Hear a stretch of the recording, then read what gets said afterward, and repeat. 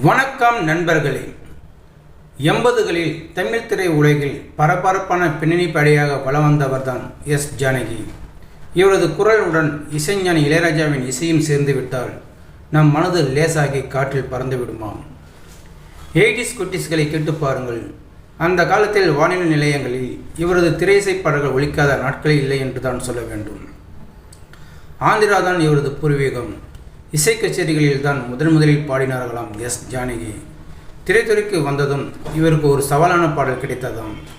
அதை அப்போது பிரபலமாக இருந்த பி. சுசிலாவை பாட முடியாது என்று சொல்லிவிட்டாராம். ஆனால் எஸ் ஜானகி அந்த பாடலை அசல்றாக பாடி அசத்தி உள்ளாராம். அதுதான் கொஞ்சம் சலங்கை படத்தில் இடம்பெற்ற சிங்கார வேலனே தேவா சிங்கார வேலனே தேவா என்ற பாடலாகும். இந்த பாடல் மூலம் பட்டி தொட்டி எங்கும் பிரபலமானார் எஸ் ஜானகி.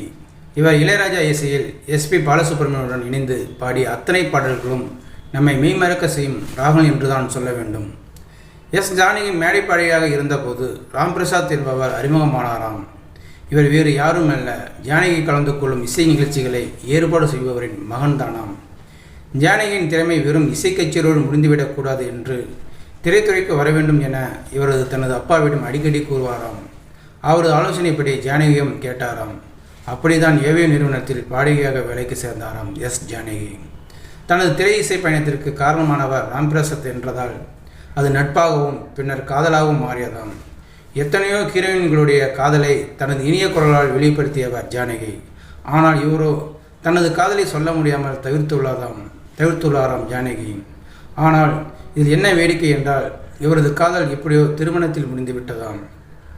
சினிமாவில் வாய்ப்பு தேடும் போதும் ரெக்கார்டிங் தியேட்டருக்கு போகும்போதும் ஜானகியுடன் தான் ராம்பிரசாத் இருப்பாராம். அந்த வகையில் தன் வாழ்க்கை முழுவதையும் அந்த இனிய குரலுக்காக தியாகம் செய்தார் என்று தான் சொல்ல வேண்டும். அந்த வகையில் இவரது காதலும் ஒரு வகையில் தெய்வ காதல் என்று தான் சொல்ல வேண்டும். ஸோ நேயர்களை, இந்த வீடியோ பார்த்துருக்கு நீங்கள் வீடியோ பிடிச்சிருந்தால் லைக் பண்ணுங்கள், ஷேர் பண்ணுங்கள். வீடியோ பற்றின கருத்துக்களை கமெண்ட் பாக்ஸில் கமெண்ட் பண்ணுங்கள். அப்படியே பக்கத்தில் இருக்கிற பெல் சிம்னை கிளிக் பண்ணுங்கள். அப்போ தான் நான் போகிற வீடியோ அடிக்கடி வந்து ரீச் ஆகும். மறக்காமல் சேனலை சப்ஸ்கிரைப் பண்ணுங்கள். தேங்க்யூ. வணக்கம்.